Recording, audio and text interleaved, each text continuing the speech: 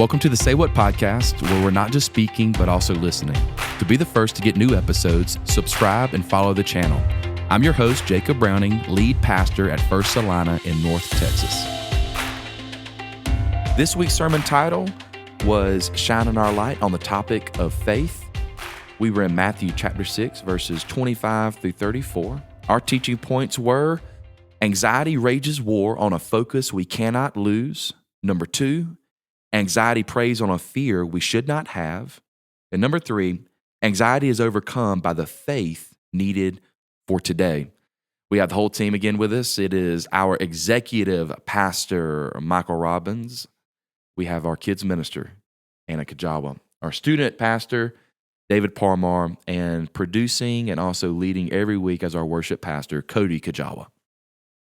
Well, Pastor Jacob, this week you left everybody on a little bit of a cliffhanger. I want to get this out of the way before we get into some of the other questions that we received. But one of the questions we got was one that I also had by the end of the service. And it says this: what is the worst moment in human history? This is referring to, obviously, you teed up the second worst moment in human history, and then you just never gave us an answer for the worst.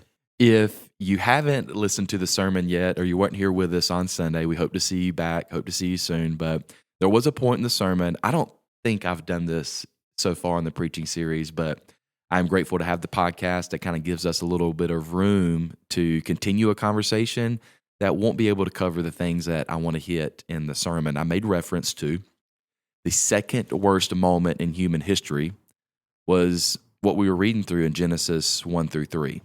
Because I was using Genesis 1 through 3 as a parallel to this part of the Sermon on the Mount, talking about anxiety. And I threw it to the floor and said, someone's going to have to ask me about the worst moment in human history, because this is just the second worst moment. All right, so most Christians are not going to be surprised when I say this, and I really don't even mean it as a Jesus juke, but the worst moment in human history has got to be the cross of Calvary. So the second worst moment in human history goes something like this. When things were perfect, humanity chose to live like God rather than with God.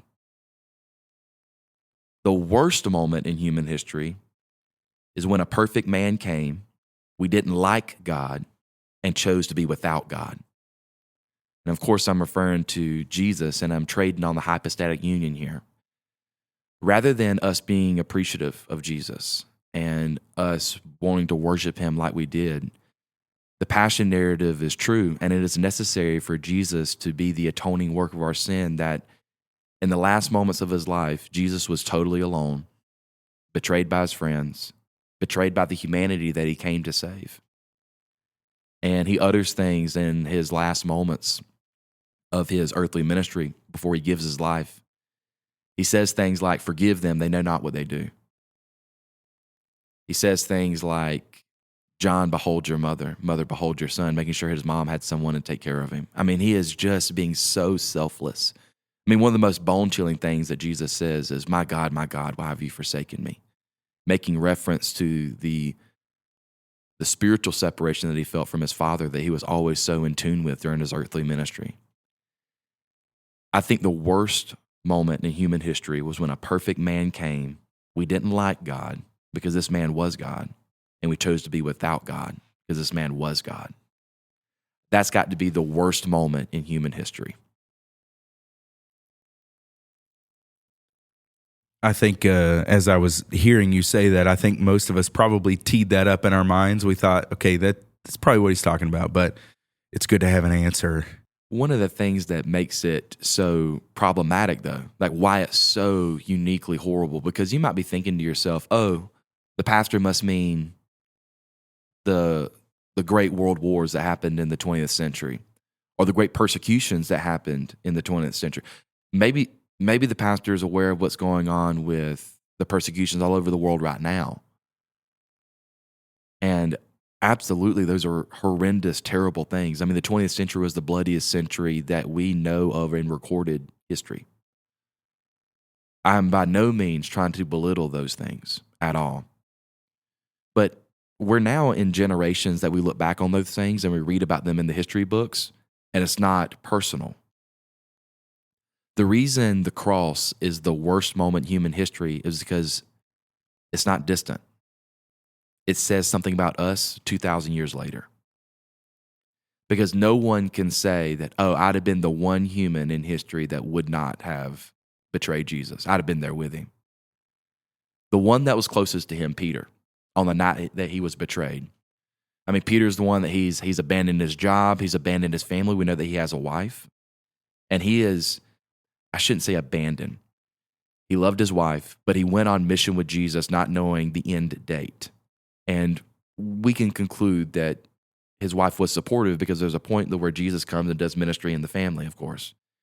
So abandoned is a little bit of a strong term there. But my point is that Peter has all the prerequisites to show that he is a follower and follower to the nth degree.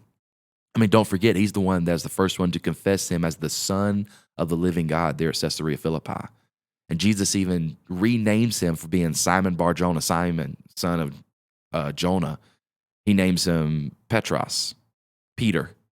Upon this rock, I'm going to build my church. This great confession that Peter makes there in front of the pagan temples. I mean, Peter's the one that walked on the water, the only human being other than Jesus to walk on water. You know, Peter just has this great pedigree when he's walking with Jesus.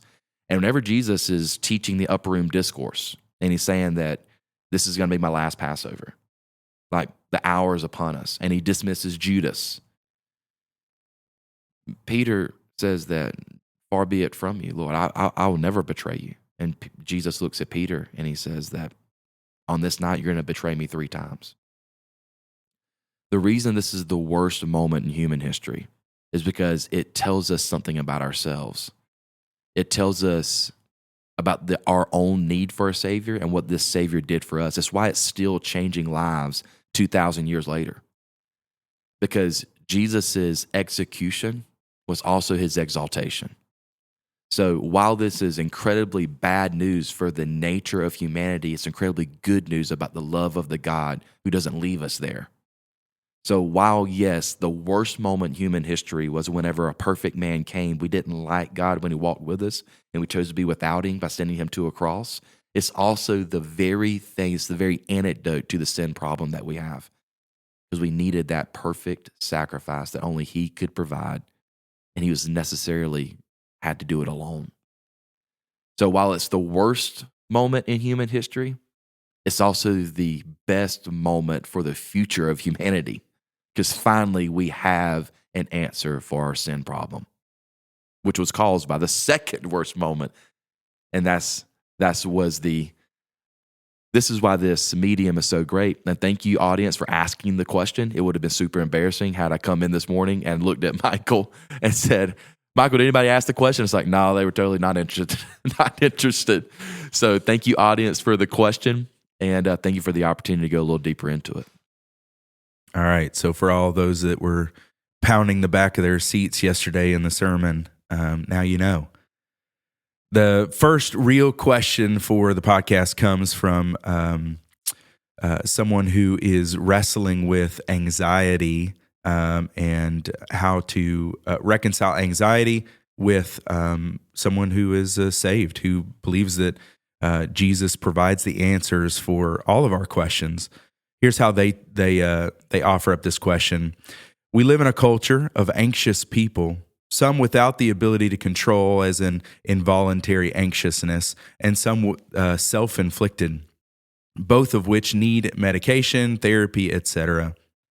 The question is, as you preached on anxiousness, your first point was that faith is the answer to anxiety. In Romans 14:23, Paul says that whatever does not proceed from faith is a sin.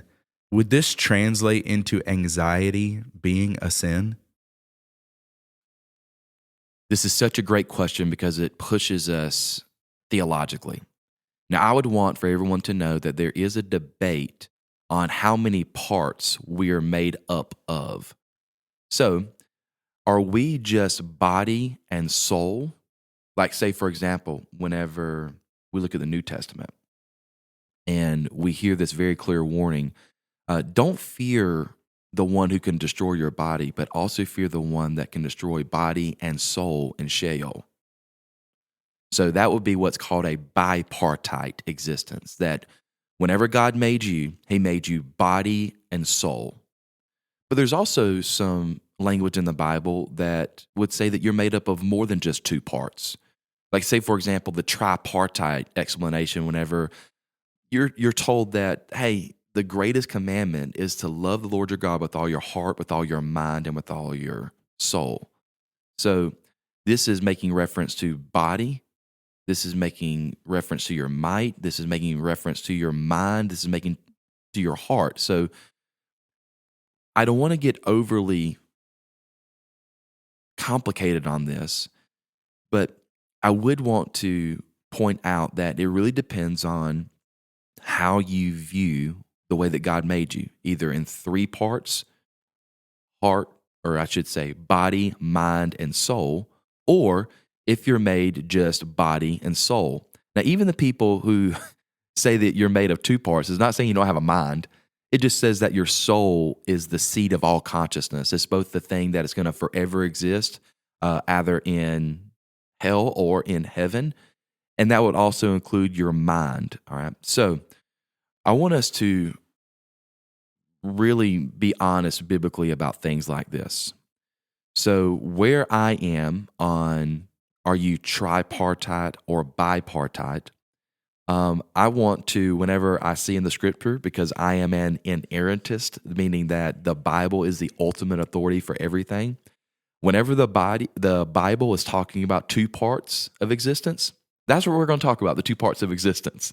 Where the Bible is talking about three parts or more parts of existence, I'm going to talk about all those parts. So I want to be honest that I'm not overly convicted on if you're made up of two parts or three parts. And the reason this matters is because whenever I start to think seriously and try to contemplate where anxiety comes from and is anxiety in itself a sin, what I would like to point to is that it's really possible that your sin is bringing about anxiety.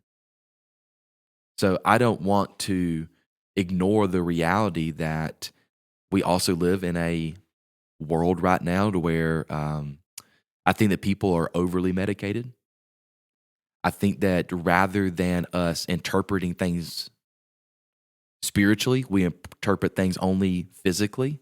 And whenever someone comes into a secular counseling session, that they talk about their symptoms, and they're almost like mental doctors, kind of like how we have body doctors, and they treat your mind the same way that a doctor would treat like a hurt wrist. And it's like, well, it takes an x-ray. And the x-ray for the counselor is, well, let's talk about your emotions. And then someone that is only secular in the counseling world would then medicate you something that's going to mess with your brain chemistry, that increases your dopamine or decreases this. And it just it messes with your brain state rather than really what could be causing things that's spiritual. So I would want to answer this on individual bases, but I wouldn't say that all anxiety comes from personal sin, but I'm not ready to rule it out automatically either. While I am not a licensed counselor, I do have a lot of critiques of the way that the secular counselors go about treating people.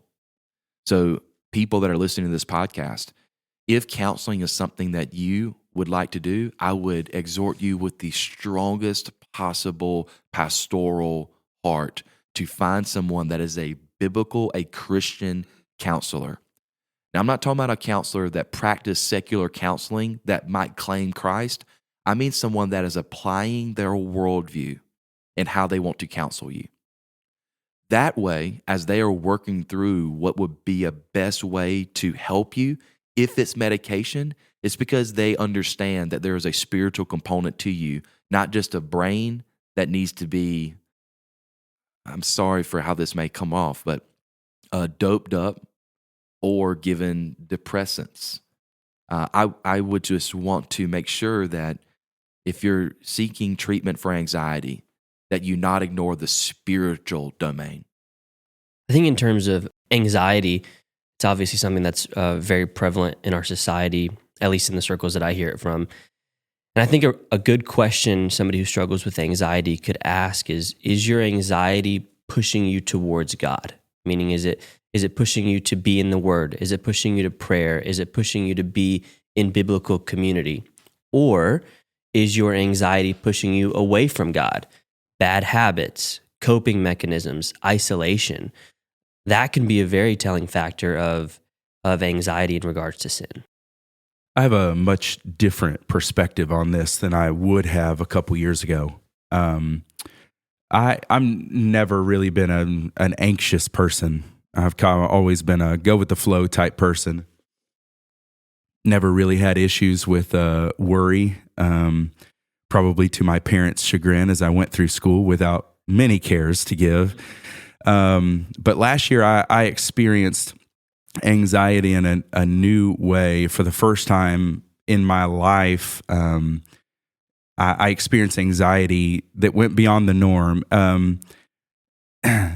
Last year was a particularly stressful year in my life. That combined with what I now know is self-medicating with the stress caused me to use caffeine a lot. As you just need that energy, lack of sleep, as you want to get those that dopamine hit of being able just to relax and after the long day. And I remember at one point it led to kind of a culmination in my body, that my body began to act in a way that it had never acted before. I started experiencing heart palpitations. For the first time ever, you always hear about people having a panic attack out of nowhere. I was getting ready to take a shower one night, literally nothing going on. The day was fine. It wasn't particularly stressful. And I remember having this sense of doom, this impending doom that was coming. I was like, what is happening? That combined with heart palpitations at the moment, I was like, man, I think I'm actually dying, and I don't know what is going on. And of course, at the time, you just internalize it. You don't want to talk about it. I don't want to be seen as weak.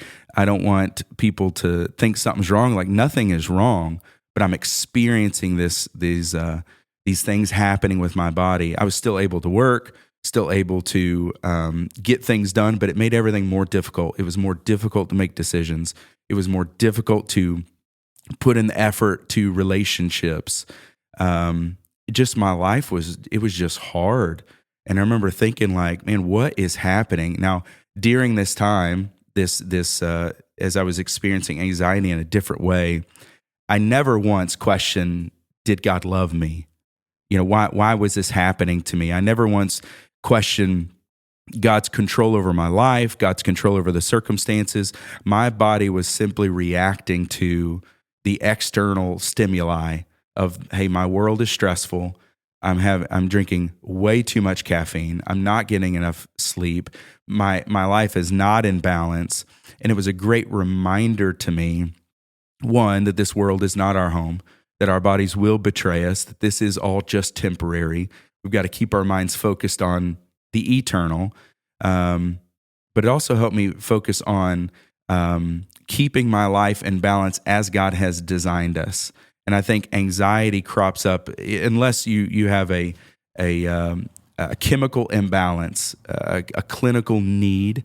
Anxiety oftentimes is created, at least in my life, I've learned, when I am living outside of God's design for my work, my relationships, my habits, all of those things. And I've experienced that as I try to take more and more control away from God. My life got worse. Who would have thought, right? But now that I'm on the other side of that, now I went to cardiologist, a psychiatrist. I've been to the general practitioner. I've done it all to figure out, like, hey, am I dying or am I good? And turns out I'm okay. Praise but God. I still from time to time experience heart palpitations. They come out of nowhere. I experience a little bit of that anxiety. And that's just kind of my new normal, that I have had to learn to deal with that. However, what I am more confident of than ever is that is not God's punishment to me. God is always drawing me in. And I have learned, as I dealt with this anxiety, that when I am drawn into the Lord, a lot of those things are relieved. Now, they're not gone, but they're relieved. And what a great word that, we see that happening, that pattern happening the rest of our lives. Anytime we draw near to the Lord, those things are always going to be eased. And it's so worth it. I think it's important as Christians for us to always remember anytime that something is popping up like anxiety, that you have a body, but you're not only a body. You have a soul, but you're not only a soul. You have a mind, but you're not only a mind. These things were all created, and they're all intimately connecting who you are. They're all a part of your identity. So, as we are struggling through, no matter what's going on, don't ever be so quick to dismiss that it could be something sin, and that's between you and the Lord, and between you and the people that are closest to you that can help you work through those things. But maybe it's not a soul thing. Maybe it is a body thing, like what you were saying, Michael. And I appreciated your word also, David, about, hey, well, as you diagnose, don't run to the pharmacy. Run to your church, because the pharmacy may help, but the pharmacy also might make it worse. So interpret all the things that are going on, whether it be body, soul, and mind. Interpret these things spiritually, because fundamentally, we as Christians, we do not ignore the spiritual realm. So in a nutshell, would you translate anxiety into being sin because all things that don't proceed from faith is sin? It's a really, really strong maybe, but not certainly. This next question kind of branches off of the last one about just being anxious about things. This is a question that I've probably heard as a pastor more than anything else, any other singular question that I've gotten over my years. And it's this: why does God let bad things happen? And they actually add the tag of, as in really bad storms. And I think that's literal and metaphorical. Why does God let bad things happen? So if you're new to Christianity, this is probably a big sticking point for you. If you've been in the faith a while even, this comes up a lot. This is known as the problem of evil, the theodicy. And what this trades on is this problem that we have with what we experience in the broken world that we live in and the God that we profess. All right. So if God is perfectly just, if he is all powerful and he is all knowing, then why is it that he allows for bad things to happen? And I must confess, there have been seasons in my life where I've had to really wrestle with this whole idea, because the thing that we're constantly facing is a broken world, a world where bad things happen, and sometimes bad things happen to seemingly really good people. And we kind of just look up to the heavens and go, well, God, I know you're good. Why is this bad thing happening? This one hones in the example that it gives is, like, for example, really bad storms. Well, we have to be honest about what the Bible says. I mean, we know that God has used storms to address mass sin problems. 3 come to my mind. There's the reality that God did one time use a worldwide flood through rain to punish sin. I mean, it's quite clear there in Genesis chapter 6 through chapter 9 that the reason God flooded the earth is because the wickedness of man had gotten to so that he could no longer go without judging it. Right? There's also the 2 locations, Sodom and Gomorrah, also in Genesis, later with Abraham. He judged those cities through this rain of fire, through these horrible, really bad storms because of sin. I want to be really, really transparent that I'm extremely slow to come in my time and in this age saying that, oh, hey, this natural disaster happened because God is judging them. You can find me nowhere saying that the wildfires that happened in California is because God is judging California. The floods that happened in South Texas, that happened because God is judging South Texas. You'll find me nowhere saying that, and I'm not saying it now. Where God's word says that he did this because of judgment and sin are the only places I'm comfortable just coming in and speaking for God, because God's actually speaking for himself in his word. But that doesn't exactly address, well, why do really bad storms happen? on these things, I can't answer the why, but I can see how God uses them. So if I am okay with just trusting God with whys, and I start looking for the hows, I can clearly see how God uses natural disasters, how he uses really bad storms to glorify himself. You will not find more Christians doing practical ministry at any other time in their lives than whenever they are getting in their trucks, getting in their boats, and going and responding to really bad storms. Whenever we see the money that flows, the resources that go, whenever we see people that, for seemingly no choice of their own, they're experiencing horrible hardships, loss of homes, loss of family members, hunger, no fresh water. I mean, you see the church rally in ways that the government doesn't, that schools don't, that local principalities don't. The church rises up in a way because we see how God can respond to the broken. So sometimes sometimes our walk with God isn't knowing the whys. Now, every now and then he tells us why. And we know, I just told you about 3 whys in the Bible.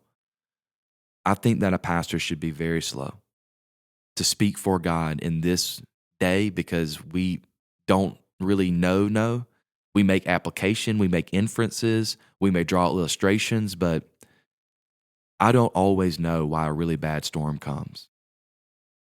But I know how God can work whenever they do come.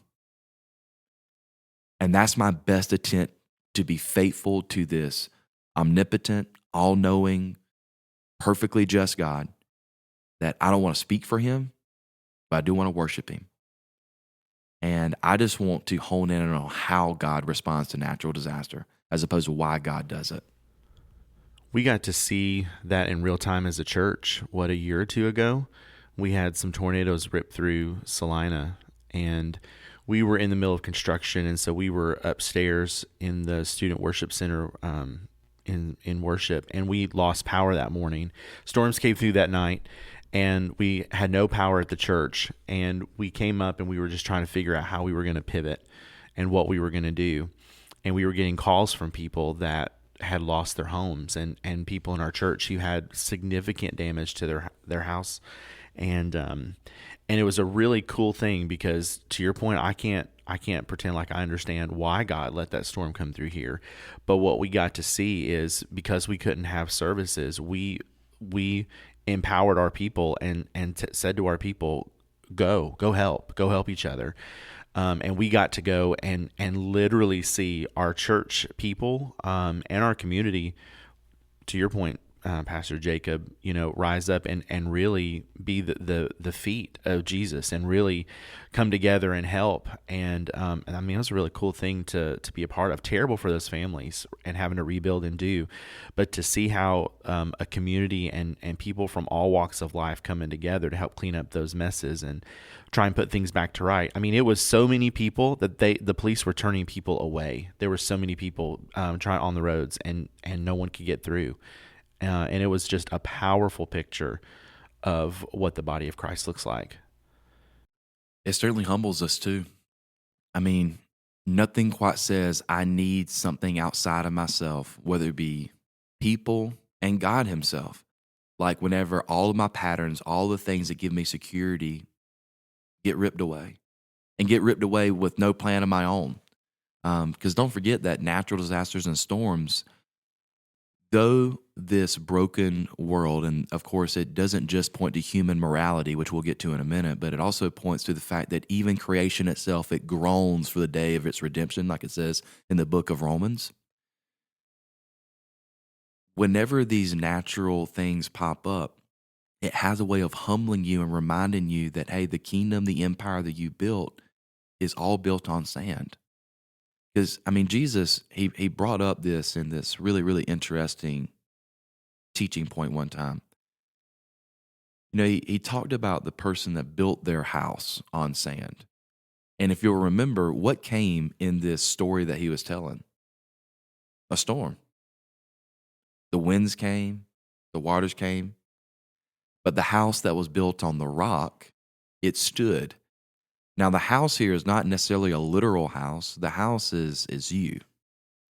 So not if your literal house makes it through a tornado, it's what are you going to be built upon? Are you built upon the house that can be taken away? Are you built on these things in the natural world that a storm can take away? Or is your faith, is your way of going about your life, is it built on something that a storm can't touch? And that's the faith. We're a few days behind listening to Bible Recap.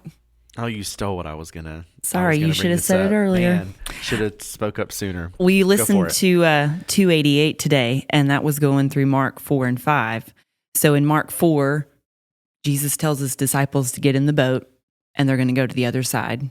And she talks about how the Jewish people in that day, they were really afraid of water, but because so many of them were out on the Sea of Galilee all the time, and it was very unpredictable, storms came all the time. Not only were they heading into a storm they didn't know about, it was dark. My favorite part about this story, though, is always the fact that Jesus was asleep. Like, I want to be like Jesus. He takes naps. Always be napping. Always be napping. But the cool thing that she drew out about this story was that not only did he tell them to get in, but that their obedience to him is what put them in the storm. And that they were anxious and they were afraid, but the God of the universe is literally on the boat with them, asleep. And so the thing that she was drawing out was just that storms can teach us things that we would have never known if we hadn't gone through them. But he doesn't leave us in them. And when they got to the other side, back to the point, Pastor Jacob, you were making earlier, like there was so much good that came out of it that they would have never foreseen. That's when he went and drove demons out into the pigs, and he healed the woman, and then he went and raised Jairus' little girl. So there was purpose on the other side through the storm, but they had to go through that with him. And back to the first part of the question, why does God let bad things happen? Kids ask this question all the time. I think all of us do, but I've thought about it so much, trying to bring it down to that really baseline level and thinking about water. Sin is never isolated to one person or one event, and it's that ripple effect that as long as we're in a fallen world, sin is going to affect us, but hope is always in Jesus.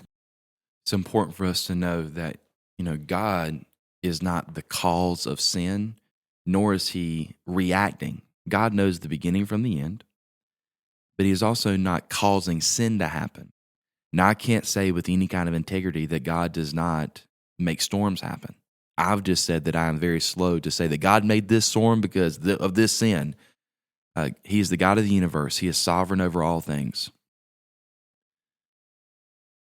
So where that leaves us is not knowing 100% unless God divinely tells us what he was doing like he does in the scripture.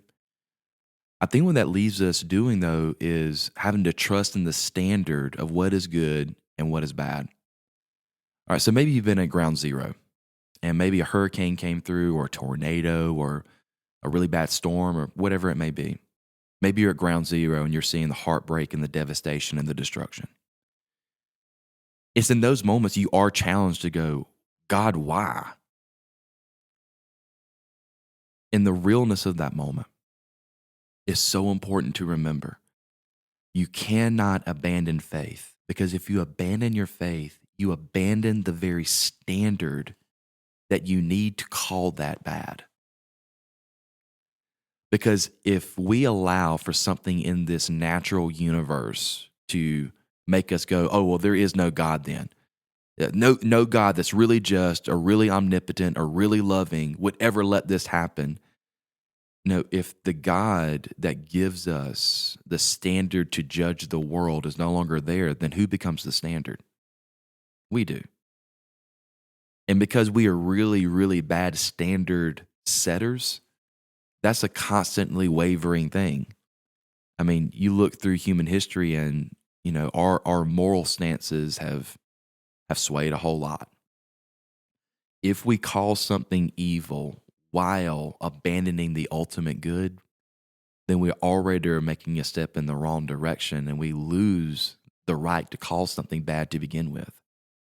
It's in those ground zero moments where you're looking at all the things around you. Let that bolster your faith in the God that knows what's coming, that is not surprised, and he is not causing sin in the world. That because he is aware the storm was coming, don't ask why God, ask how can I be an extension of you. That's the best Christian response we have in this age, because the canon is closed. I'm not saying God didn't speak. I'm saying that I am very, very slow to call natural disasters God's judgment in this day, but I am not slow to point out how God can use it for his plan and for his glory. I kind of hope people go back and rewind and listen to this part of the conversation again, because you're talking about natural disasters. And I think early on we had even mentioned, maybe it was Michael that said, metaphorically speaking as well. And I'm sitting here listening to everything you're saying, and I know we're talking about storms, we're talking about disasters and natural things, but this is all extremely applicable, what you're talking about, into the, storms of life, the tough things that we go through. That's where my mind is while you're talking about this. I kind of hope people go back and maybe listen again and kind of filter everything through that lens of what everything we're talking about. It's not just the weather that we're talking about here.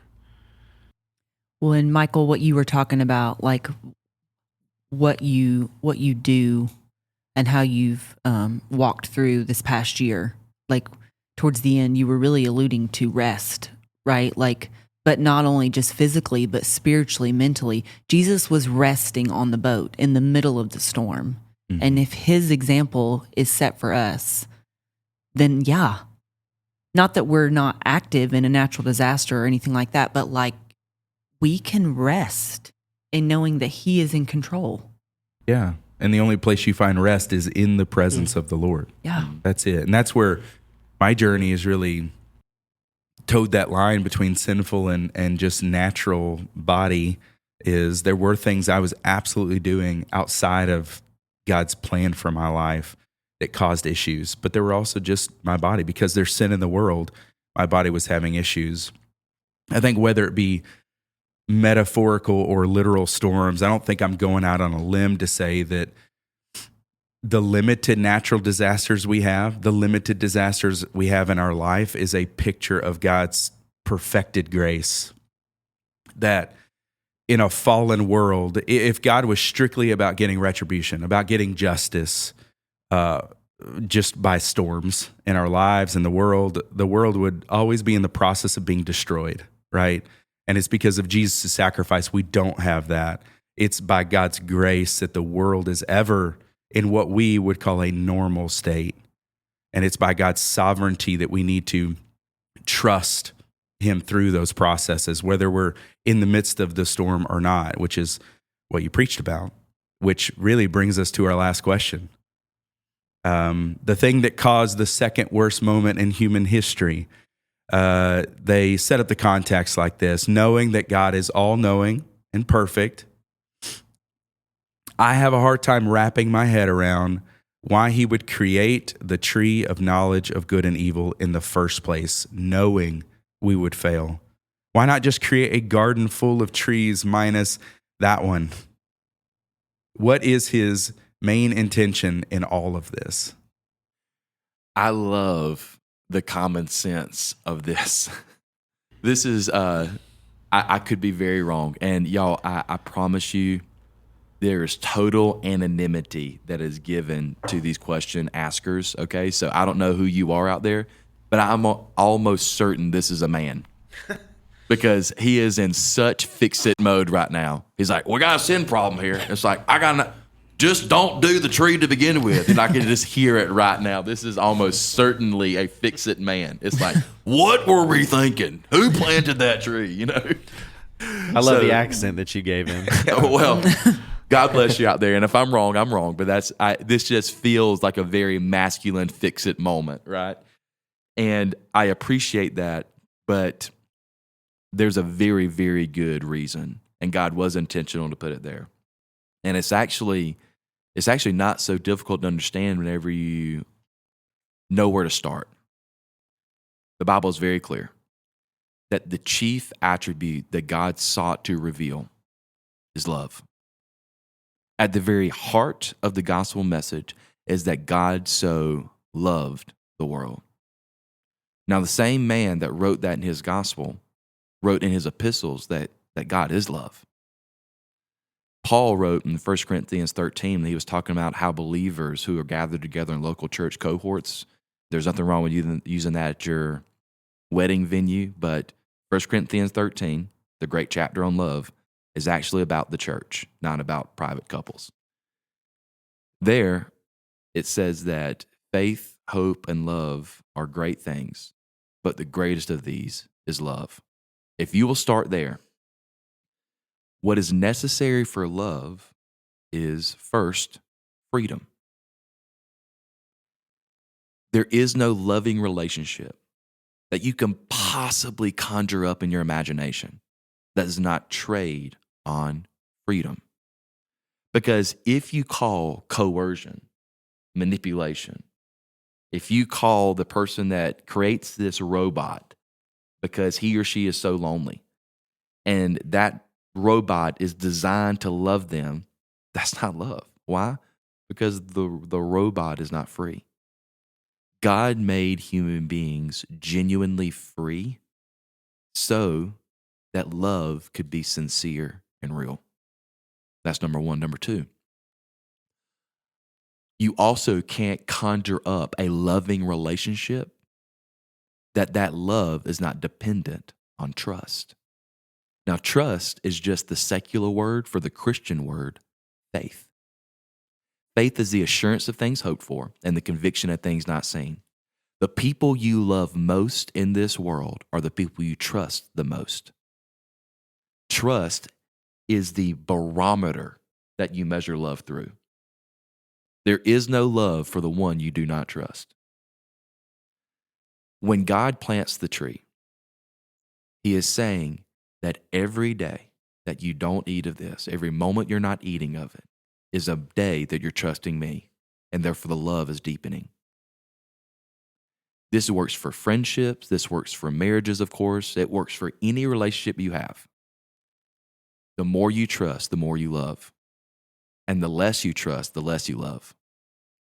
So God gave a free opportunity because He wanted them to trust Him, and ergo, it trades on the love emotion. Love is the reason that God created. It's also the reason He saved. That love isn't just carried out in the biting of the fruit, though, either. And don't forget, we talked about in the sermon how, love is demonstrated by, yes, the trust and yes, the freedom, but humanity has broken that trust. We have freely chosen to live like God rather than with God. The sermon ended with that last teaching point, that anxiety is overcome by faith that we need for today. Because on the day that Adam and Eve realized that they had freely chosen to not trust God's instruction, and they realized that they were naked, and they sewed up fig leaves for themselves, and they ran and hid from God. And God came in the evening, and He calls after him and says, "Where are you?" I want you to think about the love of this. Well, they finally come out of their hiding spots. And the reason they were hiding is because they knew that they deserved death, because God had said that on the day that you eat this fruit, you're going to die. They were so worried about the punishment that they were running from God and hiding from Him. And they were hiding their own shame. Like, think about it. They had hid from God, but they had also hidden themselves beneath the fig leaves. There was both a social and internal shame that came from this, and fear of the punishment. But watch this love here. Rather than God administering the punishment to them, God makes a sacrifice. He replaces the thing that they tried to cover themselves with, fig leaves. He replaces that with